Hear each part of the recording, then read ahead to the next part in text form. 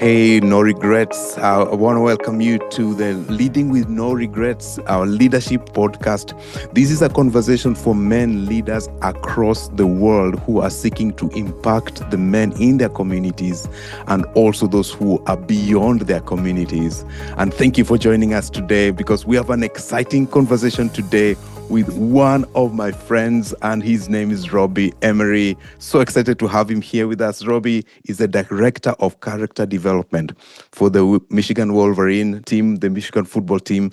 And man, I'm so excited to have him here because he spends his time working with a bunch of people who have high impact, people who represent the next generation, and he gets to bring all of who he is into these conversations. Robby is way more than that. He has served as a pastor for many years.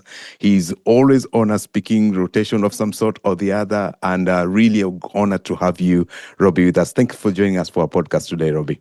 Hey, thank you, Albo. It's my pleasure. Honestly, it's anything to help build the church, capital C, and the kingdom of God, and we're all part of it. Again, Albo, you're a great friend, a great leader, and I would do anything for you. So this is an honor. Thank you for having me on. I hope we can have a great conversation and help some people along the way. Absolutely. Hey, Robby, there's a bunch of people out there who may not know much about you as the family guy. Tell us a bit about your family so that they can get a bit of an inside scoop on who is Robby, the family guy. Absolutely. Last week celebrated my 26th wedding anniversary. So I've been married 26 years. I tell my wife if she ever leaves me, I'm going with her. I think that's more than a joke. I think that's a biblical statement where we're just connected no matter what. And then we have 3 children, twin daughters. They're 19, both of them 19, and one's at the University of Michigan, and one is at Michigan State University. So we have one here in Ann Arbor and one in East Lansing, and then we have a 14-year-old son who's in 9th grade, and we live out here in Ann Arbor, and just loving life and doing it well. Been serving as the Director of Character Development, chaplain, advisor, assistant to the head football coach for 10 years now. Here at the university, and it's been a wild ride, been an honor, but yeah, this is it. Grew up in the state of Michigan. I've been here all my whole life. We spent 7 years in Houston from 2009 to 2016 serving at a church there, and then 2016 came back to Michigan to start a church ministry here, and God's really done some big things, so thankful for all that. Absolutely. Yeah. Hey, we have so many things about what God has done, and we've heard about it. Today we get to hear directly from you, and we'll get into that in a little bit. One of the most fun questions I like to ask leaders is about their conversion. And when I mean conversion, I don't mean the moment when they chose to join the faith. I really mean a leadership moment that you could remember that has defined your career decisions, your convictions. I like to tell leaders, most leaders have multiple conversion moments. And I want you, if you could just share with us, what is a leadership conversion moment you have had that has forever defined what you get to do and maybe even some of the convictions you hold? I think conversion moments are a lot like an onion, right? It's just there's layers upon layers upon layers. And who you see now is a indicator of multiple conversion moments. It's not that you're changing, but it's more like you're evolving. It's the caterpillar into the butterfly, if you will. And it's so more of that effect. And so I'd say as a Christian, as a believer, that word believing is like, it's an ever believing, right? It's a keep on believing. It's like I'm growing in my belief, not I believe and therefore I stay there. And so I think one of the most pivotal conversion moments in my life was when we moved to Houston, Texas in 2009. I'd always lived in Michigan. I'd always known ministry a certain way.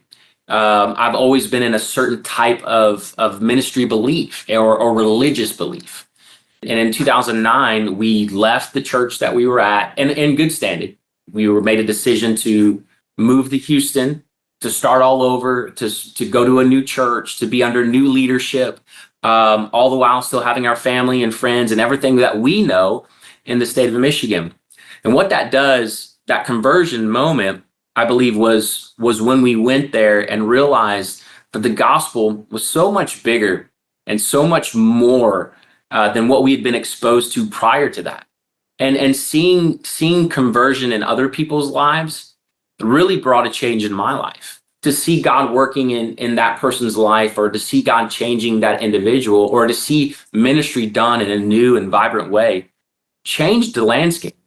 And if the Bible says we can be changed just by our mind, well, my mind was renewed. And so when my mind was renewed, conversion happened, transformation happened.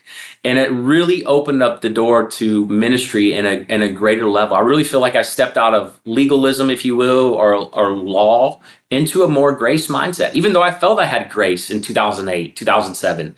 But I really feel like I stepped into it in 2009. And so I don't want to be known as a great leader. I want to be known as a grace leader. And That's good. if I lead with grace that I feel like I've received, and then I can give it as well. So really, that's when it happened for me. Absolutely. Hey, I really intrigued by your title, character development director. I think everyone needs this person in their lives, right? So you get to serve this team in this way, because as I've been listening to commentary about football lately, whether it's NFL or college, the conversation about character keeps coming up. They keep saying, hey, that guy is a leader on the team. We don't get to see that sometimes, but you hear the commentator says, people say about this one guy that they are a leader, or they're just a great guy to be around. And you get to kind of infuse that on the team. Tell us about what goes into that as you're impacting this next generation in building their character, which is maybe even beyond their skill level. Yeah, I think I believe character starts with culture. So we start with culture first, that I believe culture attracts culture. Like, we're bringing these young men into our program, and these are good young men that come from good families. And so these good families want these good young men to be a part of a good culture so that their character can grow. Your character will not thrive in bad culture. Your character will not grow in bad culture. You can have good character, but you immerse it in bad culture, that character is going to erode. Character is going to erode. And so I have to make sure that my character is in a place where it can thrive and grow and be a better version of itself. If I want to burn calories and lift weights, well, I need to do that in the culture of a gym, not in, a bakery, right? Not in the Dunkin' Donuts. So that's where we start. So we start a good culture, attracts it. We got good kids in around, and having the good kids, it's like, we're attracting them. Like Chick-fil-A, right? If you poll Chick-fil-A, I'm just assuming. If you poll Chick-fil-A, I'm assuming that the majority of the Chick-fil-A employees and leadership have a Christian background, because they're attracted to go work at that place. And so our culture really develops the character. So I lean into the culture part. Let's get the culture right, and then speak to the character of the individuals, because I believe character one has generalities. Like, a good character, you're a kind person, you're a patient person, basically all the fruits of the spirit, right?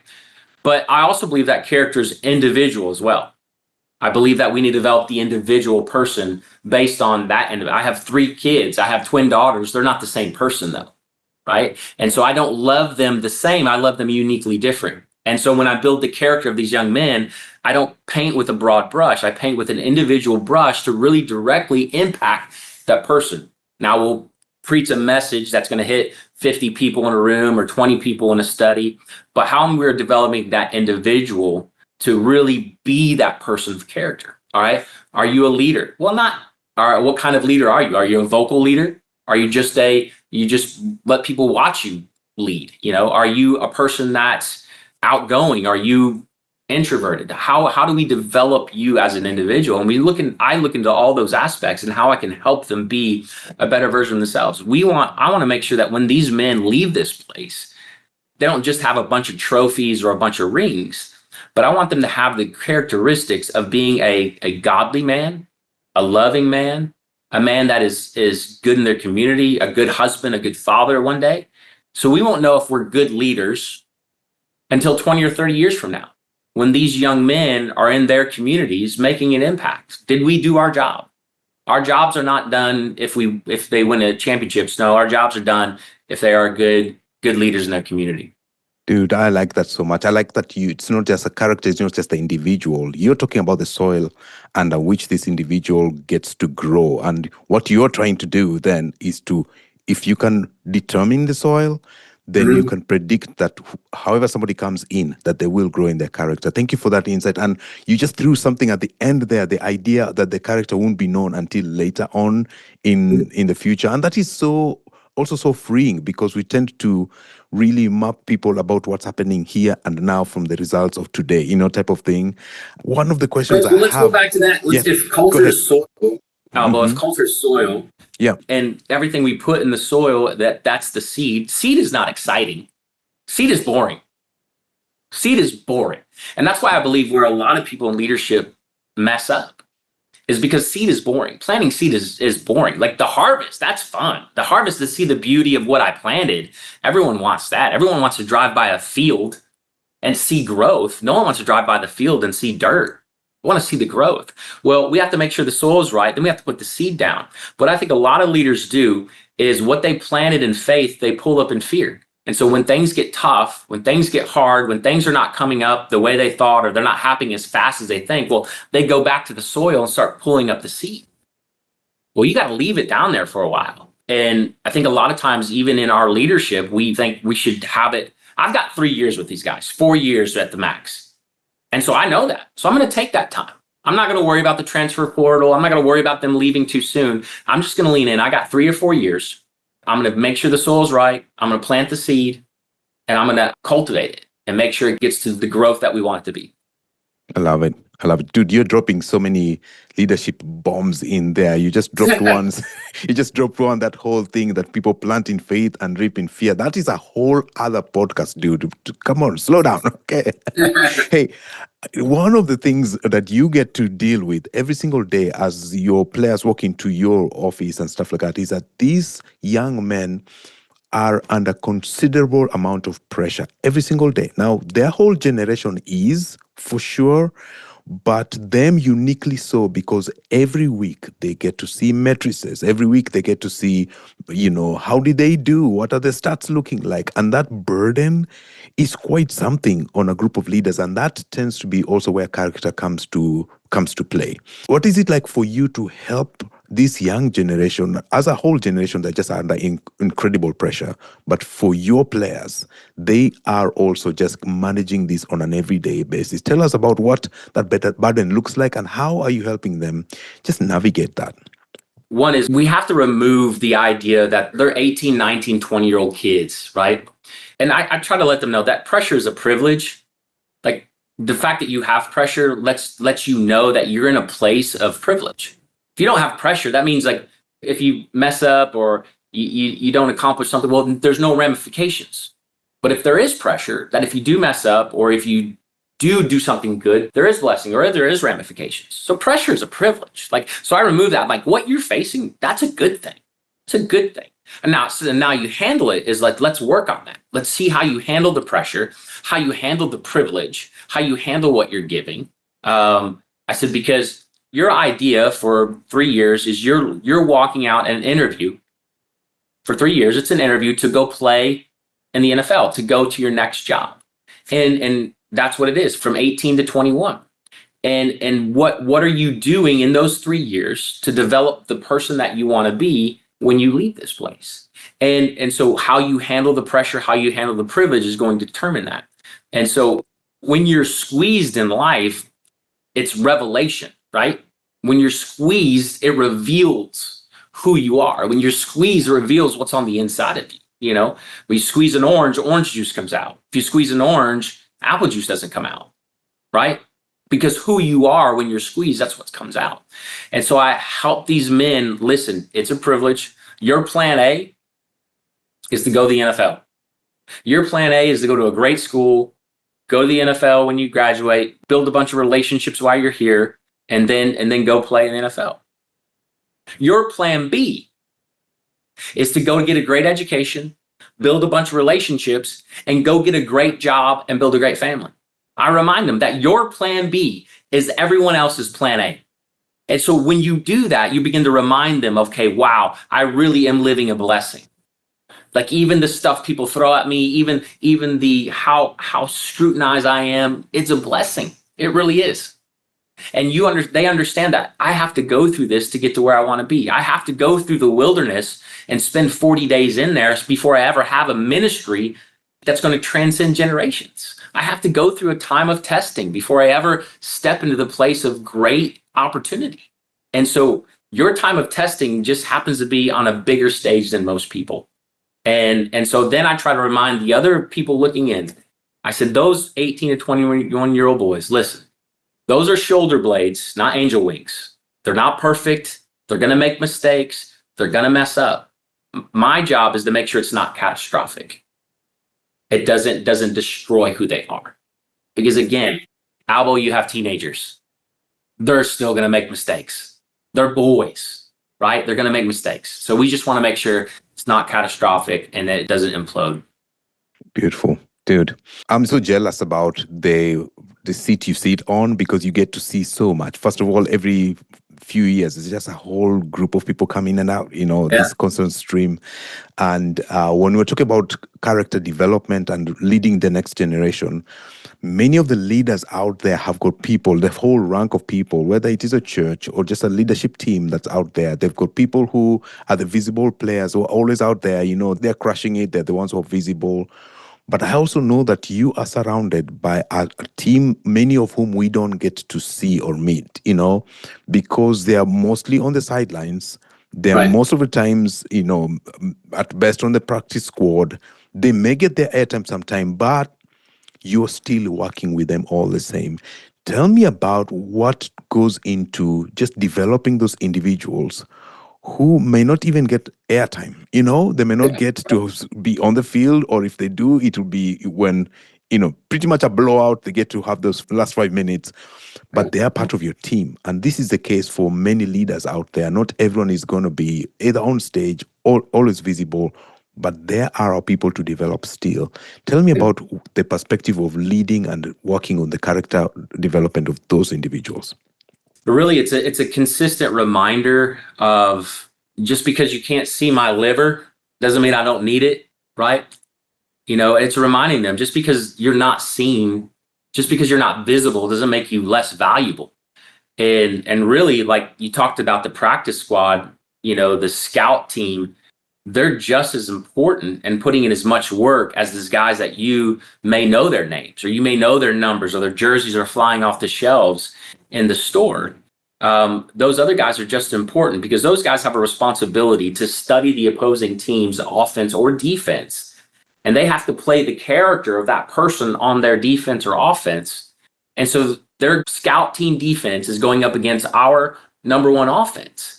But those guys have to pretend they're Purdue. We play Purdue this week. They have to pretend they're Purdue. They have to pretend they're Ohio State. And so they're putting in a lot of work. They're putting in there. Now, what we have to do is, they're celebrated in our building, just not celebrated in the media. And it's probably the same for a lot of churches, a lot of ministry, right? Where we celebrate the team in the building. We celebrate the person who's, making the coffee on Sunday mornings for the entire congregation. We celebrate that among the team. It doesn't really get celebrated in the highlight reel of what a Sunday would be. The worship guy gets celebrated, the pastor gets celebrated, the guitar player gets his few minutes of fame, whatever happens, they're visual. But we have to remind people, hey, we have to lean into our purpose. We have to lean into what God's given us, where we are. And I remind those guys, man, you won't always be on the sideline, and you don't have to always be on the sideline. How many times have you wanted to impact your world for Christ, but struggled to take the first step? Well, you are not alone. Our latest resource, Disciple Maker 101, is designed to help you become a disciple who makes disciples. This self-paced online course will provide you with practical tools to help you identify men in your sphere of influence, equip you to share your faith story, and practical tips to invest in the life of others by leading a small group. To become a disciple maker, visit noregretsmen.org. Again, that's noregretsmen.org, and click on Become a Disciple Maker. I go back to, always use this. I'm old enough, you're old enough, Albo, to remember that when you took pictures, you had to use a camera, right? And that camera, Absolutely. you had to load that camera with film. And that film, inside that film, would be what's called negatives, right? And then when you take all those pictures, you really didn't know what they look like. You hope it looked good. And you would take that film in to be developed. And that film would be sent off to be developed, and to be developed in the dark room. Like, negatives are so much in there, dude. Keep going. Negatives are developed in a dark room, right? And we're developed in the dark room, and we're developed where no one sees. We're developed in obscurity, if you will. And if those negatives are exposed to light too soon, it will ruin the picture that it's supposed to be. And what I tell these kids is, don't get exposed to light too soon. because it will ruin everything you're supposed to be. So stay being developed, put in the work, come early, stay late, do the things you need to do, both on campus and off campus. Be a good person in class. The person you're sitting next to in class might just be your boss one day, so treat them really good. All those things all are in the developing of a character, especially to those who are not yet to step on the field, yet to get the highlight that they have. But again, Beautiful. if they all come in here, Mikey Sandra still one of the best players to ever play on our team, one of the best leaders on our team, a captain on our team. He didn't have a ton of playing time his first 2 years. He played here 5 years. He was here 5 years because those first 2 years he didn't get time. So he wanted to stay and develop longer. He's now one of the stars in the NFL. He has one of the best pass ratings in the NFL. He plays for the Commanders, starting for the Commanders, number 0, just a great human being. But if he would have got upset his first or second year, said, I'm not doing this anymore, and walked away, I don't know that his career would be where it's at today. I don't know if your spiritual development would be where it's at today. I've had the privilege of baptizing Mikey. I've had the privilege of baptizing his fiance. And so that development on the sidelines has really worked for him. And I would say it's key for everybody.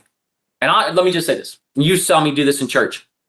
But I believe in all areas of leadership. If we're the ones leading and we're developing people, we have to help them determine, are you a spoon or a shovel? Two very similar things, not the same thing, but similar. They're created to move something. Well, if in church or if any leadership organization, we have a bunch of shovels and we're serving a meal, we're going to be like, where are all the spoons at? But if we got a bunch of dirt to move in the back of the church or at our business, and all we have is a bunch of spoons, we're going to be like, where are all the shovels at? And so we have to realize that our role or who we are is valuable, important, no matter where we're serving or what we're doing. We just have to determine, am I a spoon? Am I a shovel? I just need to be good with where I'm at. Oh, I love it. Dude, keep dropping those leadership bombs on us, man. I love it.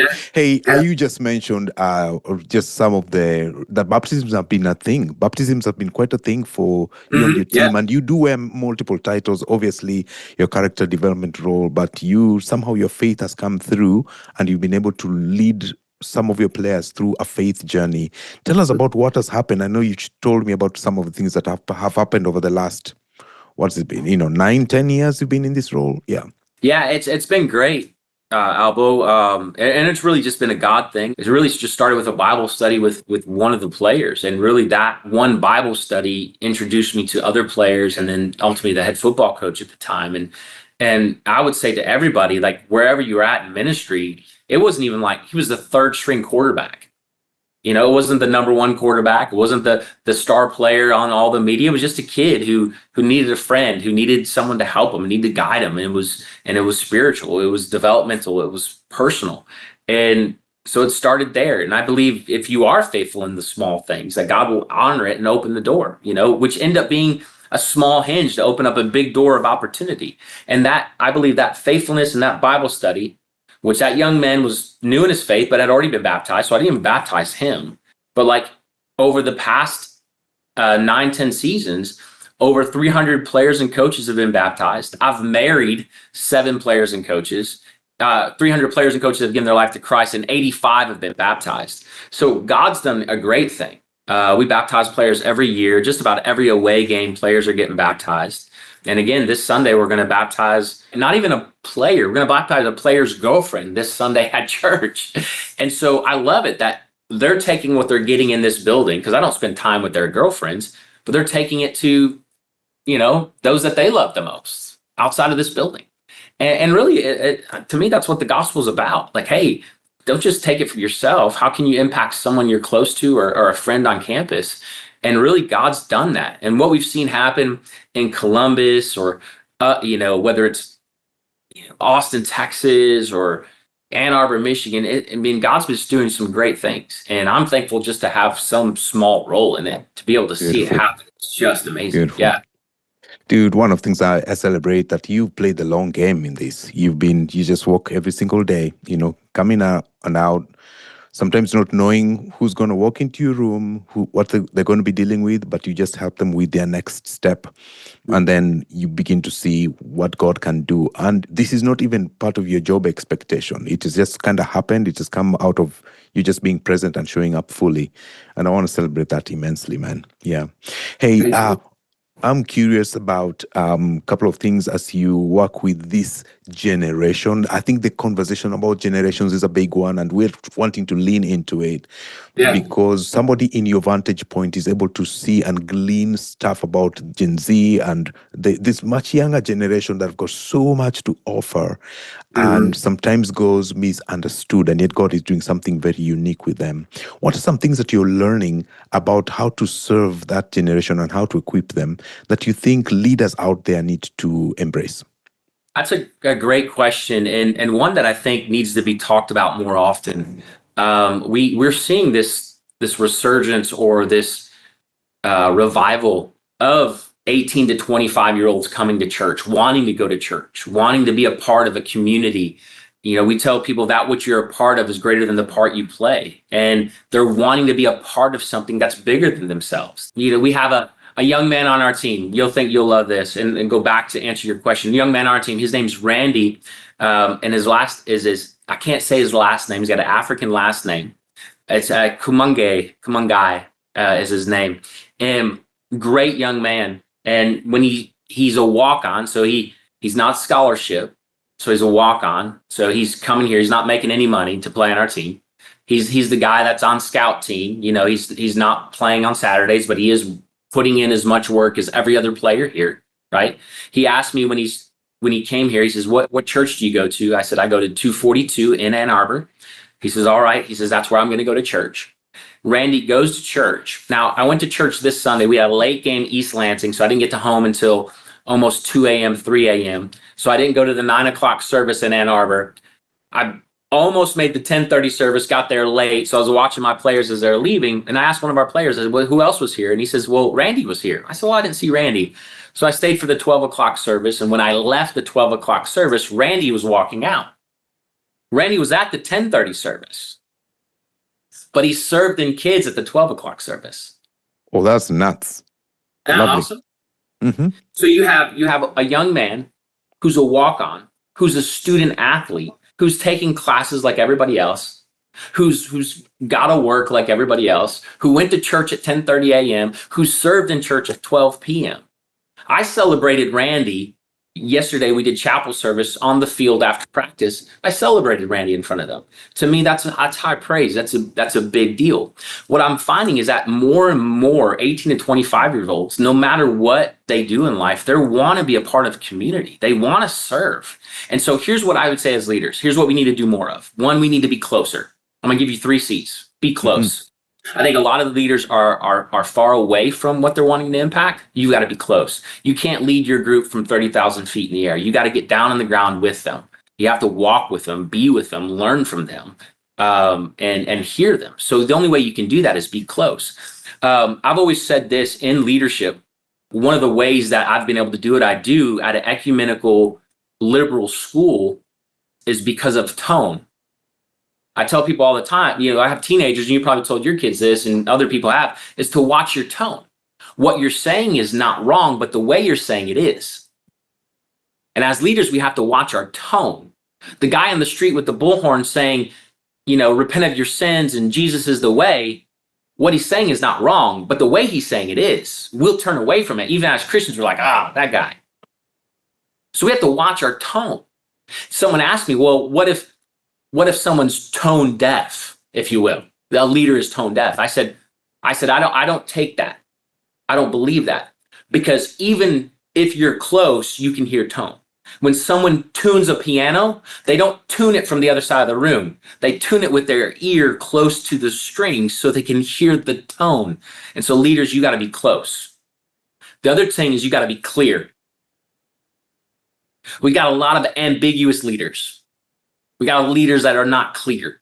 And what you've learned over the past several weeks and months over some things that have happened in the media is that people really like the clarity in which Charlie Kirk spoke. They loved the clarity in which he spoke. Whether they agreed with them or not, whether they're sided or not, they liked the clarity. And I think leaders, we need to be more clear. We need to stand on a sure ground and speak with clarity. You know, we're preaching a series right now at 242. We're speaking clear to men on how to live out biblical manhood. And then number 3 is you need to challenge more. You need to challenge those you're leading more, especially this generation. They want to be challenged. They'll stand up for a challenge. Don't make it easy. Don't make it simple. Challenge them and they'll rise up. So I want to be close. I want to be clear. I want to make sure I'm challenging them. Dude, those are so good. Such golden stuff, man. Thank you for those nuggets. I want to give you an opportunity to give us some parting shots. What are some things that you've maybe are still burning in your heart, and you're like, man, Albo, leaders who lead men out there need to hear this from me, especially from your position as a parent. You wear so many hats. You're a parent, you're a speaker, you're a pastor, you are a coach, all the things. What are some things that maybe even things that God has been stirring in your heart lately that you think leaders out there need to hear? One of the things that I've been kind of stirring in my spirit and even sharing with our team, and I think this would be helpful for everyone here, is that I believe, let me just say this, and I think this will lean into what I'm doing. I have a 14-year-old son, and he's getting taller, he's getting stronger. He's almost as tall as I am, maybe a little taller than I am. I'm 5'10", he's 5'10", 5'11".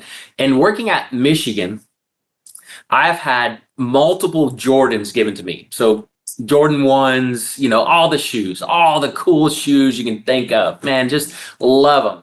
And they give them to him. I work at a company, I work for a program that I get the coolest gear in the world to wear. And so a few years ago, I changed something. Instead of wearing the shoes that they gave me, I started putting them in my closet, keeping them in the boxes that they give them to me, or shoes that I'd buy. I'm like, I'm not going to wear that shoe. And what I've done is I've put all these shoes in my closet that I'm not wearing, or storage that I'm not wearing, because my son is going to be of the age or be of the size or be of the maturity that he's going to be able to wear these shoes that he didn't have to buy, that what his dad did, his father did, just simply stored up some blessing for him. He simply just has to wait until he matures enough, until he gets old enough, until his shoe size matches my shoe size. And then he's going to have a closet full of shoes that he could wear to school the rest of his days. And that's what I've been reminding. I mean, as leaders, we need to be reminded that, man, I believe God has a blessing stored for us, that God has something stored. And I need to not, abort or pull or stop or take away before I've seen that revealed in my life. And I think that's happening sometimes in leadership. I think that's happening sometimes in specific movements where we got guys tapping out too soon. We got guys giving up too soon or throwing in the towel too soon. My children, one of the best things for them, long before I ever got to hold them in their arms, was them to spend as much time as they could in their mom's womb. It's a promise. My children are a promise to me. But I need them to stay there as long as they can, because that's where they're developed. That's where their hearts are growing. Their minds are growing. Everything is growing. And if they stay in there long enough, I know I want them. I want to hold them. I want to be with them. I want to kiss them. I want to be their dad. But I also understand they need to be in that place and develop and grow and thrive before I ever hold them. But we can mess it up. Look at Abraham. Abraham, you're going to be the father of many nations. We don't have any kids. Abraham, you're going to do all these great things. You don't have any kids. I promise you're going to have a son. Well, what does Abraham do? Because it seems to be taking too long for God to fulfill what God promised in his life, his dreams, his passions, his desires, everything. He adopts his nephew, right? He adopts his nephew. Now he's got to take care of his nephew and his family and all of his nephew's problems. Well, that's not the promise of God. That's not what God intended. Well, then Sarah says, hey, why don't you lay with Hagar? And he has a son named Ishmael. Well, that's not the promised son of God, but because God's promises are yes and amen, because God's promises don't return void, right? Now Abraham has to take care of Ishmael. Well, then finally, 25 years later, after God said, hey, I'm going to bless you, I'm going to give you this, then the promise of God fulfilled. But Abraham had already distorted the promise of God and adopting his nephew and having Ishmael and realizing that Ishmael was bad for Isaac and had to kick out Ishmael and Hagar. All the problems that extra to Abraham's, God's promise was still true, but in the way we create this bumpy road, we create this detour, we create all these things. I don't want a detour to my destiny. I want to make sure, God, I'm going to trust you. I know what's in my heart, what's in my head is from you, because the enemy wouldn't give me this desire. The enemy wouldn't give me a desire to help people, to serve people. The enemy doesn't want that. He wants me to be selfish because it's the beginning of all sin. And so to serve, to do that, I believe you lean that, you will give birth to the dreams and passions that you have. Just don't stop. Lean into the things of God. Dude, that I felt like I've done church today, This is so good. Oh, this is so good. Hey, I want to thank you for spending this time with us and especially bringing to us a perspective that many people do not get to see. You brought to us an inside look at a generation of people who you spend a lot of time with, who are under high pressure, and your mandate is to develop their character. And seems to me that you're bringing a very kingdom-minded principles into that space. So really, thanks for sharing that with us. And also, thank you for sharing this perspective. It's just not about the individual. It is the culture and the community that they live in. And many leaders out there need to be able to realize it's not just about the individual character of the person. The culture that you would get to create around them is a biggest predictor even of how they could become. Robby, thank you so much. Yeah. Mm-hmm. No matter where you are, no matter what sector you're in, if you work at a church or you're a pastor or you're going off to the office on Monday morning, that we say it, go be the church where you live, work, and play. But it's an incredible opportunity that we all have to go be kind and caring and loving and share the gospel every day, which is the greatest job ever. It is the greatest responsibility ever. I walk into a building where there's 18-year-olds making way more money than I make, driving better cars than I drive. There's famous people all around. And I walk in boldness and strength because I get to share Jesus with them in a very, very cool way. I love it. Oh, so for all our listeners out there, they have it, leading with no regrets. We hope this episode has been what you need and maybe even more. So please go in and share that link with your friends and people in your networks. And if you want to find out more about this and other resources and other tools, please go to our website, www.noregretsmen.org. And on there, you can download a whole bunch of other tools so that you can serve the people around you. Robby, I'm so excited that you spend this time with us. Thank you for your really precious time. Thank you, Albo, and thank you to everyone. Thank you for joining the No Regrets Leadership Podcast.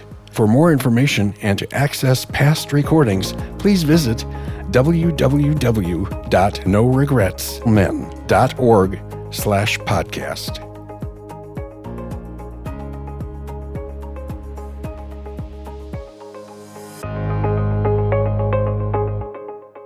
Life Camp USA is a nonprofit organization that mentors young men who have lost a father due to military or law enforcement service. Life Camp USA provides an all-expenses-paid, week-long, world-class camp experience that inspires, equips, and navigates these fatherless young men through some of life's toughest moments. Life Camp USA's mentors serve grieving families by helping these sons establish healthy identities, values, character, and goals without the crucial aid of a father in their life. To learn more about Life Camp's mission, visit lifecampusa.org. Again, that's lifecampusa.org.